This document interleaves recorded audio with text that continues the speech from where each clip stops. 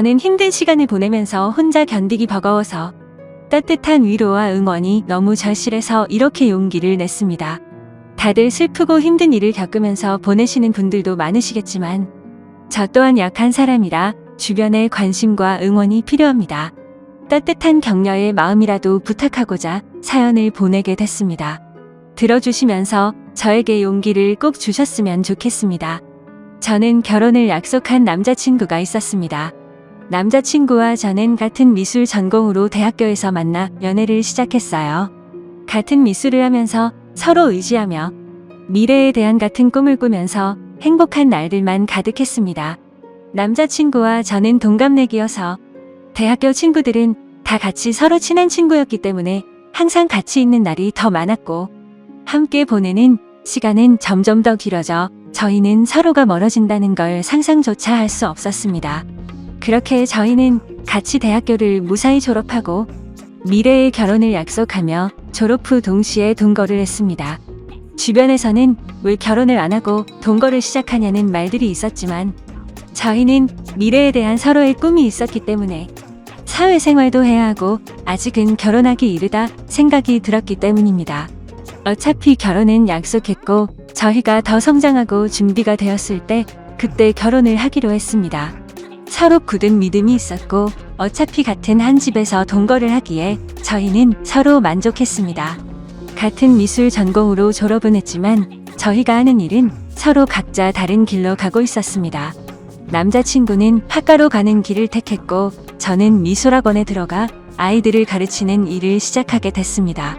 하는 일은 다르지만 서로에게 부족한 점은 함께 채워주며 힘이 됐고 든든한 버팀목이 되었습니다. 그렇게 지냈던 날들이 벌써 6년이란 시간이 훌쩍 지나갔고 저희는 둘 다 30살이 넘어버렸습니다. 다행히 그동안 함께 살면서 서로 투닥거리는 거 웃고 큰 다툼 없이 잘 지냈습니다. 30이 넘자 주변에서는 또 이제는 결혼을 하지 않겠냐는 말들이 나오기 시작했어요. 저그 사실 이제는 슬슬 오늘 생각해야 한다고 느끼고 있었거든요. 저는 아이도 낳아야 하고 더 나이 먹기 전에 이젠 결혼식을 올려도 된다고 생각했어요. 그래서 퇴근 후 남자친구와 저녁을 먹으며 얘기를 꺼내봤습니다. 자기 우리 벌써 같이 산지도 6년이나 지났다? 시간 엄청 빠르지? 그런데 남자친구는 그러네 벌써 그렇게 됐네. 시간 정말 빠르네 하더군요. 그래서 직접적으로 얘기를 꺼내야겠다 싶었죠. 우리 나이도 벌써 30도 넘었고 슬슬 결혼 준비도 해야 하지 않을까?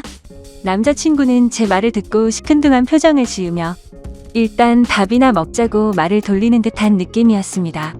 오늘 그림이 잘 그려지지 않아 예민한 상태인 건지 컨디션이 별로 좋아 보이지 않았습니다.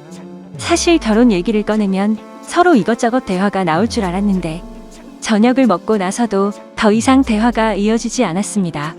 괜히 저만 들떴나 싶어서 기분만 가라앉았습니다. 그래도 남자친구의 컨디션이 좋은 날에 다시 천천히 얘기하면 되니까 크게 조급해하지 않았어요. 그날 이후 이상하게 남자친구는 평소와 달랐습니다. 밖에서 따로 친구들을 만나는 날은 늘어가고 원래는 저도 같이 만나는 친구들이었기 때문에 항상 같이 나가서 만났는데 요즘은 저랑 같이 안 가고 혼자서만 그 친구들을 만나고 들어오더라고요. 날이 갈수록 점점 남자친구의 행동들이 하나하나가 이상해지고 있었습니다. 저만 보면 항상 미소를 보내던 사람이 저랑 눈만 마주치면 인상을 찡그리고 제 눈을 피하듯이 고개를 싹 돌린다던가 말이죠.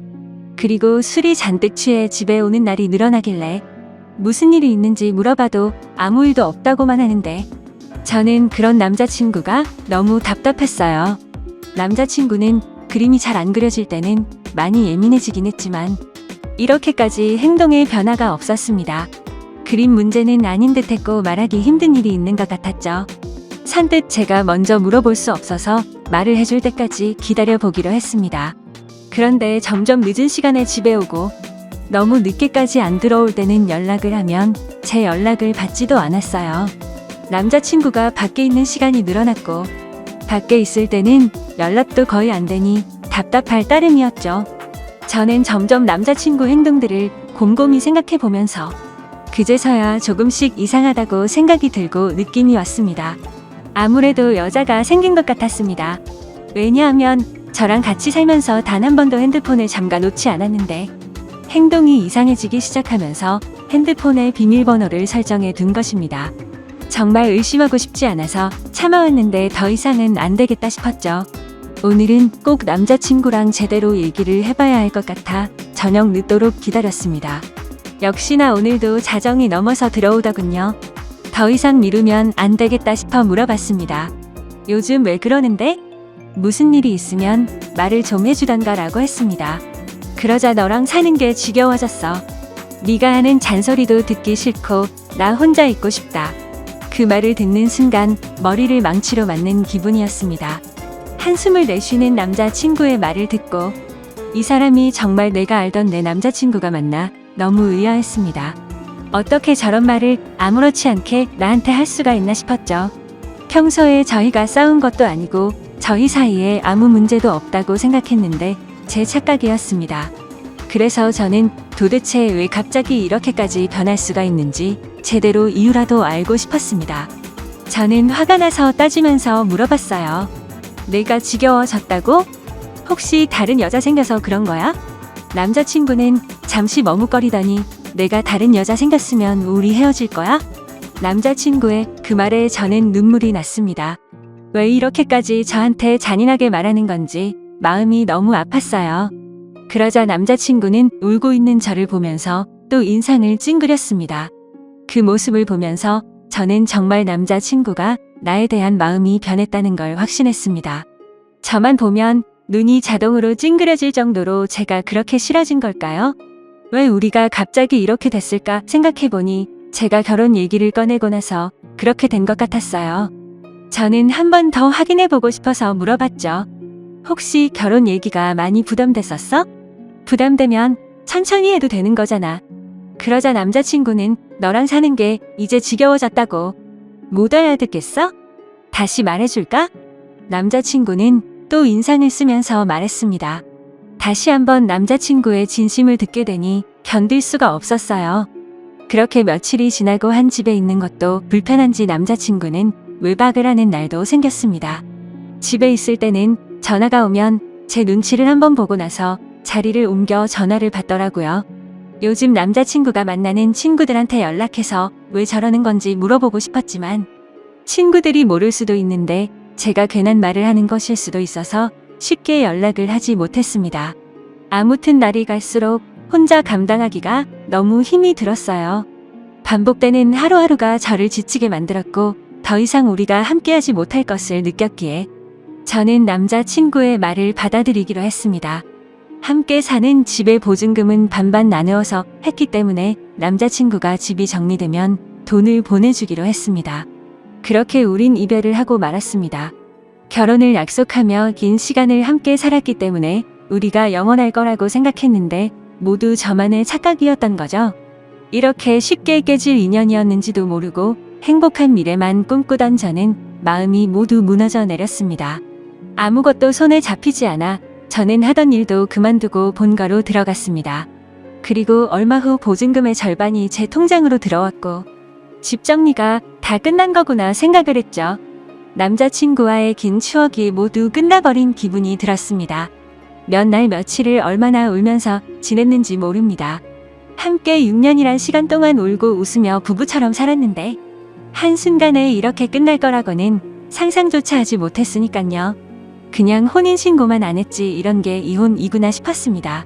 남자친구는 아무래도 저랑 살면서 법적으로 결혼까지는 생각하지를 않았구나란 생각이 들었죠. 그래도 남자친구의 마음을 이해는 갔습니다. 살면서 누구나 변할 수는 있다고 생각했으니깐요. 그렇게 제 스스로를 위로도 해보고 또 울고 그리워하고 한동안은 그렇게 아무것도 하지 못하면서 반복되는 날들을 보냈습니다. 부모님도 그런 저를 너무 걱정하시고 저도 더 이상 이렇게 지내면 안 될 것 같았죠. 그래서 마음을 다잡고 다른 사람들도 만나며 천천히 앞으로 나아가고 있었습니다. 그렇게 몇 개월이 지나고 시간이 참 빨리 흐르는 듯한 느낌이었습니다. 대학교 친구들은 저랑 남자친구 모두 같은 친구들이었기 때문에 그동안 연락을 못하고 지냈지만 저는 이제 신경 쓰지 않으려고 노력하며 다시 친구들에게 연락을 했습니다. 저희가 헤어진 것을 알기 때문에 아마 친구들도 서로의 친구다 보니 먼저 저에게 연락하기 힘들다는 것을 알기 때문에 기다려준 친구들에게 너무 미안하고 고마웠습니다. 역시 친구들은 예전처럼 저를 반갑게 맞이해 주었습니다. 그러다 한 친구가 헤어진 남자친구의 소식을 알고 있냐면서 요즘 작품 개인전을 열고 있다면서 잘 지내는 것 같다면서 얘기를 해주더라고요. 사실 많이 궁금해하며 지냈습니다. 그림은 계속 그리는지 나 말고 딴 여자를 만나서 결혼을 했는지 말이죠. 믿고 원망하면서도 항상 궁금했으니까요. 아무튼 그래서 개인전을 하고 있다는 말을 듣고 고민이 많았습니다. 어떤 그림을 그렸을지 단순한 궁금증인지 내가 아직 미련을 못 버리고 그를 그리워하는 건지 제 마음을 확인해보고 싶었습니다. 그래서 저는 친구와 함께 그의 개인전을 찾아갔습니다. 도착해서 들어가는 계단에 올라갔다 내려갔다 몇 번을 반복하고 숨을 들여 마셨다 내뱉었다를 몇 번을 반복했는지 모릅니다. 친구는 그런 저를 보고는 못 들어가겠으면 들어가지 말자고 했지만 저는 이왕 여기까지 온 거 그림이라도 보고 가자고 다시 한번 마음을 다잡고 용기를 내서 들어갔습니다.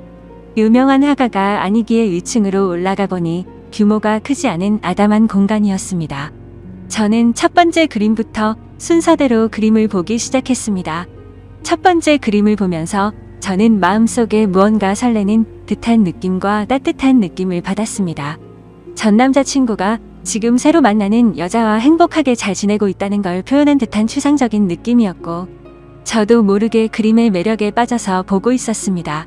친구가 옆에서 작품 설명 좀 읽어보라고 재촉을 해서 읽어보고서 저는 크게 놀랄 수밖에 없었습니다. 작품 설명에는 대학교를 다니고 있는 시점에 첫 연애를 하며 느꼈던 감정을 표현했다라는 추상화 설명인데 왜 이 작품에 저와 연애를 시작했을 때 마음을 표현한 건지 지금 다른 여자 만나면서 어떻게 이런 작품을 그린 것도 모자라 이런 설명까지 해놨다는 것에 도저히 이해가 되지 않았습니다. 도대체 무슨 생각으로 헤어진 저와의 추억을 다시 그림으로 그린 것인지 혹시나 하는 마음에 두 번째 그림을 보고 작품 설명을 읽어봤죠. 역시나 저와 있었던 지난 추억을 또 그림으로 표현하고 설명까지 돼 있었습니다. 점점 전 남자친구가 무슨 생각으로 이랬을까 궁금해졌습니다. 개인전인데 왜 굳이 헤어진 나와의 추억을 전시를 해놓았을까? 그림을 보면 볼수록 더 마음이 복잡해졌죠. 그리고 또 다음 그림들을 보는데 뭔가 마음이 무거운 듯한 느낌의 그림이었습니다. 왜 그림을 이렇게 표현했을까? 설명을 읽고 보니 저와 헤어지고 본인의 마음이 적혀 있더라고요. 저는 더욱 그를 이해할 수가 없었습니다. 왜냐하면 분명히 본인이 헤어지자고 요구를 했고 제가 질린다면서 저랑은 더 이상 같이 살기 싫다고 저를 억지로 밀어낸 것도 그였기 때문에 정말 모순이라고밖에 느낄 수 없었습니다. 대체 그는 무슨 생각인 걸까? 왜 이런 그림을 그리고 왜 나와의 일을 표현했고 설명까지 내가 그림들을 봐주기를 원했던 건지 이걸 보고 나보고 대체 무슨 생각을 하라는 건지 머릿속이 점점 복잡해져만 갔습니다.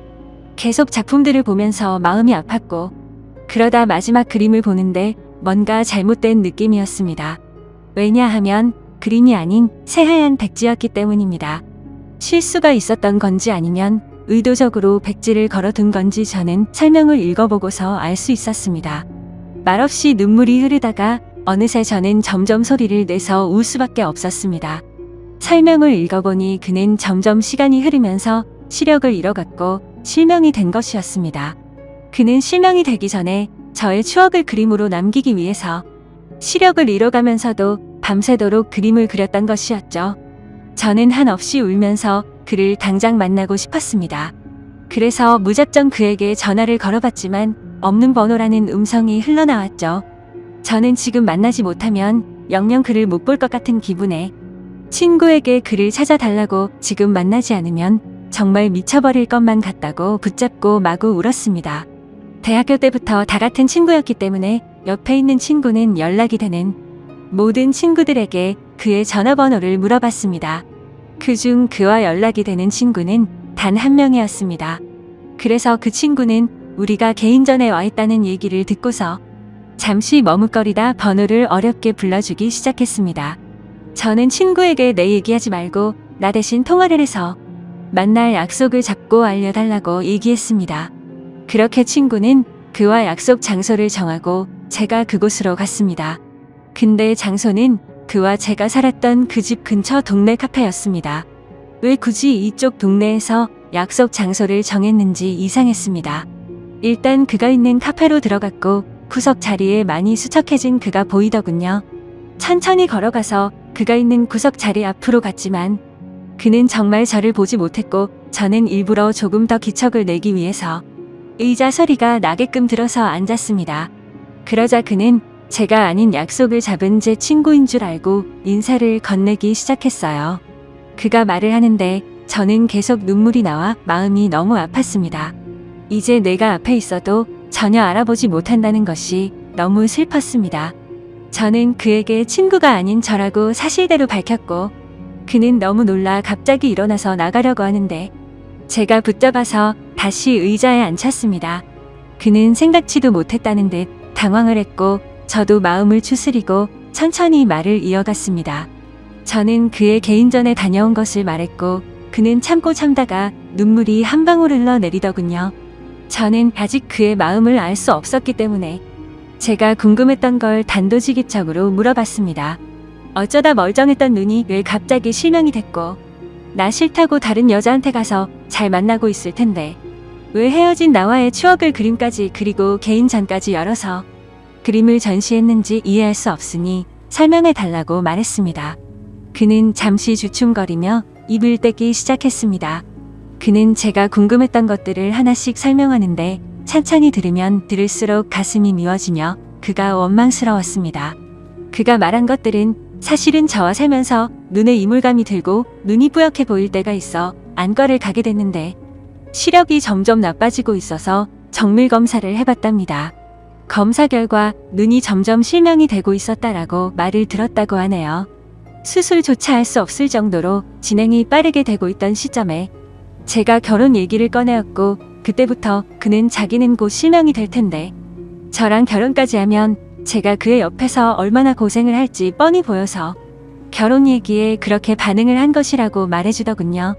그리고 저를 볼 때마다 눈을 찡그렸던 건 제가 싫어서 그런 게 아니었고 앞이 잘 보이지 않아 저를 조금이라도 더 자세히 보려고 눈을 찡그리면서까지 제 얼굴을 봤던 것이었죠. 그리고 그는 저 말고는 다른 여자는 생각도 해본 적이 없기 때문에 당연히 다른 여자를 만난 적은 없었다고 하네요. 제 남은 인생을 불행하게 만들지 않겠다는 그의 생각으로 인해 거짓말로 제가 질렸다고 했고 싫어졌다면서 다른 여자가 생긴 듯한 뉘앙스를 풍기면서 제가 의심하기를 원했다고 합니다. 그래서 제가 먼저 떠나기를 바랬던 건데 하나하나 그의 얘기를 들으면서 그때 생각을 해보니 정말 저는 그에게 너무 무관심했구나 느꼈죠. 정작 옆에 같이 사는 나는 왜 그가 눈이 잘 안 보이는 것조차 눈치채지 못했을까? 제 자신이 너무 원망스러웠습니다. 제가 진작 눈치라도 챘다면 이렇게 허망하게 그와 헤어질 일도 없었을 텐데 싶었죠. 오히려 그가 힘든 것을 혼자 감당하고 있을 때 제가 조금이라도 기댈 수 있게 힘을 줬다면 그가 거짓말까지 하면서 저와 헤어지려 했을까라는 생각이 들었습니다. 그의 마음을 헤아려 보니 그가 혼자 얼마나 힘들었을까라는 생각에 가슴이 너무 아팠습니다. 그는 설명하는 내내 눈물이 마르지 않았고 저도 중간중간에 말하고 싶은 걸 최대한 참고 눈물을 흘리며 듣고 있을 수밖에 없었습니다. 그의 얘기를 다 듣고 나서 저는 그에게 시력을 잃고 우리가 헤어지면 내가 혼자 행복하게 살 수 있을 거라고 생각했어라고 묻자 그는 눈이 보이지 않는 남편 말고 평범하고 건강한 남자 만나서 아이 낳고 행복해 살기를 바랬어 라고 울먹이는 듯한 말투로 겨우 대답을 하더군요. 저는 그 말을 듣자 맞아 그의 진심이 무엇이었는지 왜 그때 그가 딴 여자가 생긴 것처럼 말하고 저를 그렇게까지 밀어냈는지 이제야 그의 마음을 알게 됐습니다. 그는 정말 나를 진심으로 사랑했고 본인보다 나를 먼저 생각한 사람이었다는 걸 왜 저는 그때 제대로 알지 못했을까요? 다시 한번 마음을 추스르고 왜 이 동네에서 약속을 잡은 건지 물어봤습니다. 그는 사실 저와 함께 살던 그 집에서 제가 나간 이후로 쭉 혼자서 살고 있다고 했어요. 알고 보니 집을 정리한 것처럼 저에게 돈을 보낸 것이었고 그는 혼자 저의 추억이 있는 그 집을 떠나지 못했다고 했습니다. 저도 그와 헤어지고 많이 힘들었다고 생각했는데 그는 제 흔적이 있는 집에서 혼자서 얼마나 외롭고 슬펐을지 가늠조차 되지가 않더라고요. 모든 것을 혼자 짊어지려고 하는 그가 믿고 원망스러웠지만 저를 위한다는 마음에 버렸던 일이었기에 그를 미워할 수도 없었습니다. 저는 그 집에 가보고 싶다고 말하자 그는 가방에서 접이식 지팡이를 꺼내더니 먼저 앞장을 섰습니다. 그런 모습이 너무 낯선 모습이었지만 저는